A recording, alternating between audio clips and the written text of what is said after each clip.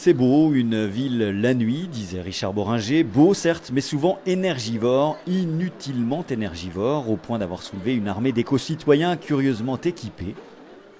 Ah ben là on a un outil indispensable qui permet d'éteindre la plupart des enseignes de magasins. C'est une simple perche avec une pince à linge, puisque tout magasin qui est aux normes a normalement un petit disjoncteur en hauteur que ce crochet permet d'éteindre très facilement. Des éco-citoyens donc qui le jour tombé arpentent rues et avenues pour fondre sur leur proie. Ici une sucette, ces panneaux lumineux à destination commerciale. On ouvre, on fait disjoncter.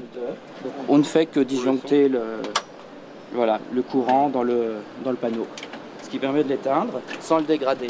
Puis on referme le support publicitaire en question, le tout en parfaite légalité puisque seule la détérioration, la dégradation ou la destruction d'un mobilier urbain sont passibles de poursuites. Ces extincteurs nocturnes militants sont de plus en plus nombreux. Ils sont regroupés au sein d'un collectif baptisé 0 Watt. Plus de 50 villes en France, dont Épinal, sur ces images tournées en fin de semaine dernière, sont ainsi régulièrement visitées. C'est beau une ville la nuit effectivement, mais ça peut être beau pour son architecture, pas forcément pour sa publicité. Notamment les abribus qui sont éclairés la nuit, mais il n'y a plus de bus le soir. Donc c'est vraiment uniquement pour donner une visibilité supplémentaire à la publicité, à une époque où on nous demande et où il faut faire des économies d'énergie. Bravo. Alors tu viens d'en éteindre 1, 2, 3, 4, 5. C'est sûr qu'on est toujours content quand on éteint une grosse enseigne ou alors quand on éteint une enseigne, par exemple celle de la Poste qui était un ancien service public, donc financé par nos impôts. Également quand on éteint donc les panneaux d'information de la ville qui en réalité sont bien souvent des panneaux publicitaires.